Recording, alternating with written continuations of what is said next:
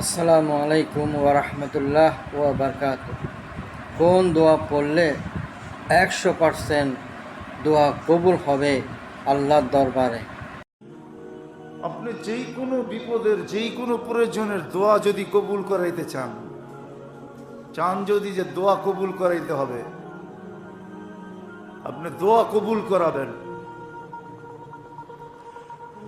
দোয়া কবুল করাবেন। আপনি যদি আপনি চান যে দোয়াকে আমার কবুল করাইতে হবে, তো আপনাকে কাজ করতে হবে। আপনাকে যদি কবুল করাইতে চান, আপনি যদি কবুল করাইতে চান, তাহলে একটা সিস্টেম আছে। প্রথমে 100 বার আয়াতুল কুরসি, 100 বার দুরূদ শরীফ পড়বেন, 499 বার পড়বেন লা হাওলা ওয়ালা কুওয়াতা ইল্লা বিল্লাহ।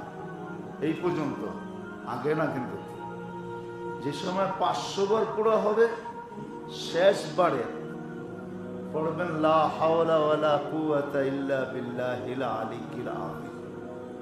500 পড়া হয়ে গেছে, তারপরে 100 বার দুরূদ শরীফ পড়েন। এইভাবে কয়েকদিন পড়া দোয়া করেন।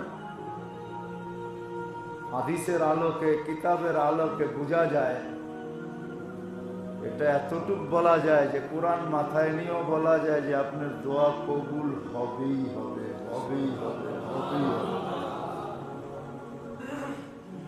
আপনাকে প্রথমে 100 বার দুরূদ শরীফ মনে উঠলো, এই জন্য বললাম।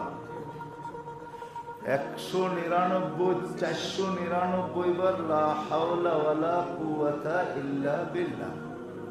যে সময় 500 পুরা হবে, তখন পড়বেন পুরাটা লা হাওলা ওয়ালা কুওয়াতা ইল্লা বিল্লাহিল আলিয়্যিল আযীম। তারপরে 100 বার দুরূদ শরীফ পড়ে আপনি দোয়া করেন।